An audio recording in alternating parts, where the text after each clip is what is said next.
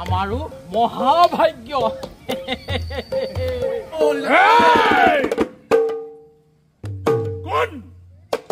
কোনে কৰে আতিহাস্য আকাশ মাৰ্গ কোন হেৰো মোৰ খকাংখতৰ মৰণৰ দিনটোৰ তাক চাপিলো চৰ সেয়েহে তাৰে আজি পূৰ্ব ঘোষণা তাৰে আজি পূৰ্ব ঘোষণা দৈবকীৰ গৰ্ভজাত অষ্টম সন্তানে অবলীলাভাৱে সংহাৰ কৰিব এই কংসক মিছা মনত পেলাটোৰ সেই ধূতজ্যোতি অভিশাপ মনত পেলাটোৰ সেই ধূতজ্যোতি অভিশাপ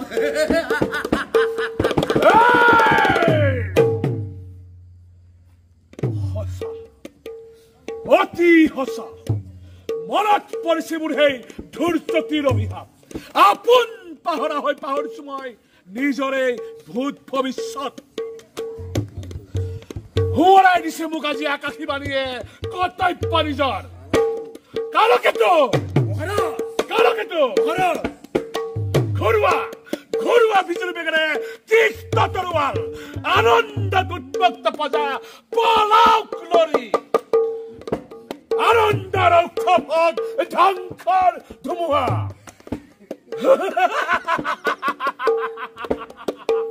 বলিয়া গতাল হাতী তুৰন্তে আনি জোৰে জোৰে মেলি দিয়া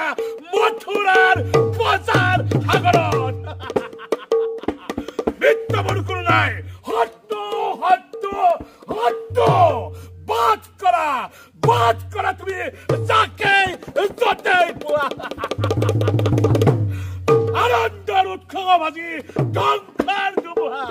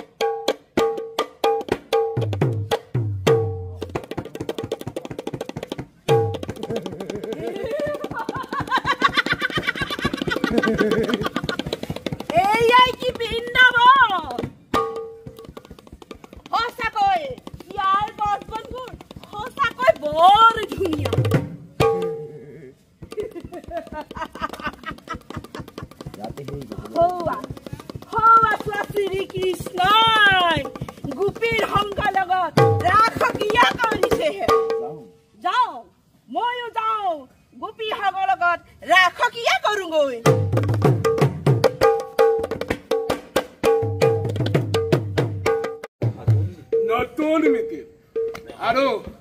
স্নেহৰ ভক্তি দৈপকী ভৱিষ্যত ভাগ্য লিপি আজি মোৰ কাণ পাতি শুনিলে নহয় দুইজনে যি মিলন বান্ধোনে বান্ধিলো তোমালোক দুয়োকে এই মিলনে স্পষ্টভাৱে কৰিছে ঘোষণা অচিৰতে হেনো কংসৰ মৰণ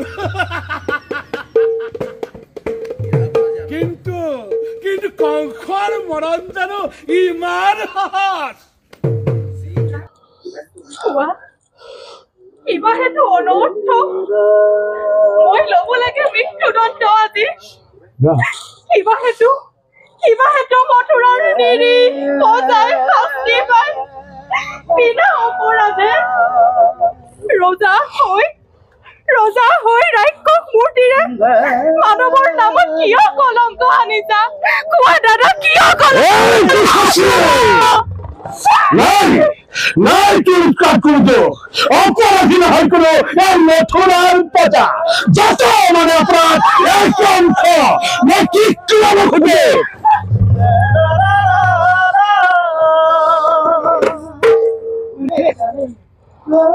কোনে করে কিবা অপরাধ কবলই বা কোনে জানো তুমি শুনিবা রাজন ৰজা তুমি সৰ্বশক্তিমান সঁচা হোক বা মিছা হোক ন্যায় বা অন্যায় সকলোবোৰ বিধান হৈ তোমাৰ ইচ্ছা মতে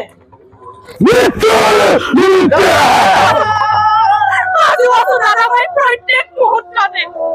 কিন্তু দাদা ৰূপ জানিবা বীৰ তুমি মহাশক্তিমান তথাপিতো আজি দেখা পাই সন্মুখত আগন্তুক মৰণৰ স্বপ্ন পহেলিকা জীৱাৰ দৰে কপিছা ভয়ত এই দৈপকীয়ে মৃত্যুৰ নামত বিচলিত নহয় তেনোৱা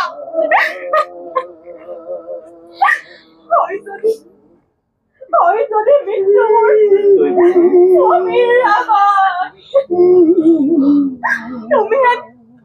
তুমি হেন মহাবীৰ জ্যেষ্ঠৰ হাতত দেৱতাৰ দান বুলি দেৱতাৰ দান বুলি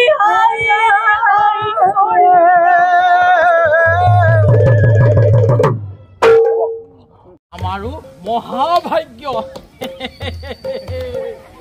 এই মানে এষাৰ ঘৰুৱা কথা আছে নহয় তুলসীৰ তলত কল্পতৰুৱাৰ মুক্তি মই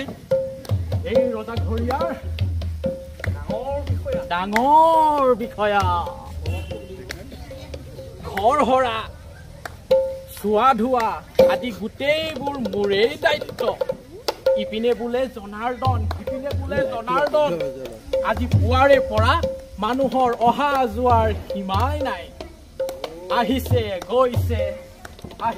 গৈছে কিমান ধাৰি ঢুকুৱা তুলিম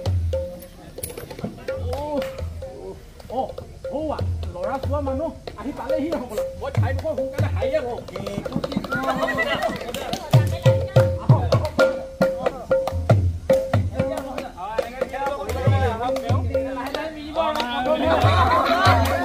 বহিবলৈ আসন দি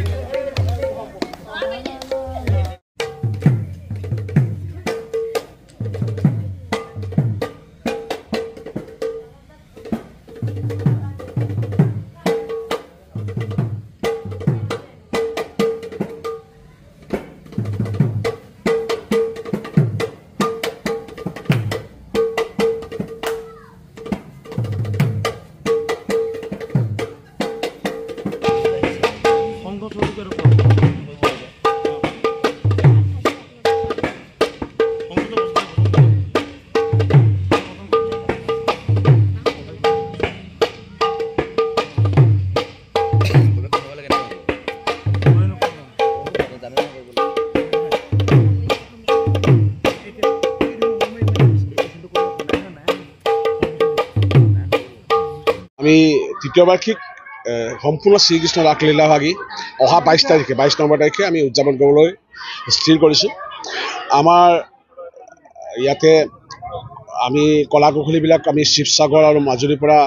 যিবিলাক কলা কৌশলী আছে সেইবিলাক আমি তাৰ পৰা আনিম আৰু লগতে আমাৰ যিকেইজন আমাৰ প্ৰশিক্ষক দুজন আমাৰ এজন হৈছে গোগামুখৰ এজন বৰদলনি ইয়াতে আমাৰ গোপী 40তকৈ অধিক গোপবালক 40তকৈ অধিক নৃত্য প্ৰদৰ্শন এতিয়ালৈকে শিকি আছে আৰু খুব এখন সৰ্বাংগ সুন্দৰ ৰাস হ'ব আমি জোনাইবাসী ৰাইজক আহ্বান জনাওঁ আপোনালোকে আমাৰ সহায় সহযোগিতা কৰক আৰু ৰাস চাবলৈ আপোনালোকৰ ইয়ালৈ আহক লগতে মই নিজে এখন ৰাসত মই কংসভাগ অভিনয় কৰিছোঁ ধন্যবাদ পোনপ্ৰথমে সকলোকে আমি আমাৰ জোনাইৰ মৃকংচৰ ৰেলৱে ৰাজহুৱা নামঘৰ তৰফৰ পৰা সকলোকে আমি ভক্তিৰে সেৱা আমি নিবেদিছোঁ আমি জোনাইবাসীৰ লগতে আমি অসমবাসীক জনাবৰ বাবে আমি সুখী হৈছোঁ যে আমাৰ তৃতীয়বাৰলৈ ভগৱান শ্ৰীকৃষ্ণৰ ৰাস মহোৎসৱ আৰু এই অনুষ্ঠান আমি অহা 22 নৱেম্বৰ তাৰিখে আমি দিনজোৰা কাৰ্যসূচী আমি অনুষ্ঠিত কৰিম বিগত বহু বছৰ বিশেষ কাৰণবশতঃ আমাৰ নামঘৰ ৰাস অনুষ্ঠিত হোৱা নাছিলে কিন্তু এইবাৰ আমাৰ বিশেষ নামঘৰ যুৱ প্ৰজন্ম আৰু ইয়াৰ জোনাইবাসী ৰাইজৰ সহযোগত জ্যেষ্ঠ কনিষ্ঠ সকলৰ সহযোগত আমি এইবাৰ দিনজোৰা কাৰ্যসূচী এদিনীয়া কাৰ্যসূচীৰে আমি ভগৱান শ্ৰীকৃষ্ণৰ ৰাস মহোৎসৱকে আমি অনুষ্ঠিত কৰিবলৈ লৈছোঁ সেইটো আমি জোনাইবাসীৰ প্ৰতিজনৰে আমি সহায় সহযোগিতা আমি কামনা কৰিছোঁ আমি আজি এই সংবাদ মাধ্যমৰ যোগেদি ক'ব বিচাৰোঁ যে আমাৰ বৰ্তমান বৰদলনি আৰু গোগামুখৰ পৰা আমাৰ দীপজ্যোতি ঠেঙাল আৰু মানস চুতীয়া তেখেত দুজনৰ পৰিচালনাত বৰ্তমান আমাৰ ৰাসখন বৰ্তমান পৰিচালনা হৈছে আৰু ইতিমধ্যে শিৱসাগৰ মাজুলীৰ পৰা আমি যোগাযোগ কৰিছোঁ আমাৰ ৰাসখনৰ বিশেষ কলা কৌশলীৰ কাৰণে আমাৰ যিটো জোনাই হ্ৰদৰ এখন মূল ৰাস হিচাপে আমি জোনাইবাসীক আমি বিশেষ এই ৰাসখনৰ যোগেদি আমি ভাল এটা দৃশ্য আমি দেখুৱাবলৈ আমি যত্ন কৰিছোঁ যাতে সকলোৱে যাতে ৰাসৰ শেষৰ সময়ছোৱাত এখন সুন্দৰ ৰাস চালোঁ যাতে বুলি ক'ব পাৰে আমি তাৰ কাৰণে সকলো কমিটি আমি উঠি পৰি লাগিছোঁ দিনে নিশাই আমি কষ্ট কৰিছোঁ আৰু আমাৰ সকলোৰে পৰিচিত আমাৰ মুন শইকীয়া আমাৰ কংসভাত অভিনয় কৰিছে। গতিকে আমাৰ 22 তাৰিখৰ দিনটোত আমি প্ৰত্যেকৰে আমি উপস্থিতি কামনা কৰিছোঁ আৰু আশা কৰিছোঁ এই অনুষ্ঠানভাগ সফল কৰিবৰ কাৰণে জোনাইবাসী প্ৰত্যেকৰে আমি সহায় সহযোগিতা আমি একান্তই কামনা কৰিছোঁ আৰু সকলোৰে উপস্থিতি আমি কামনা কৰিছোঁ। ধন্যবাদ।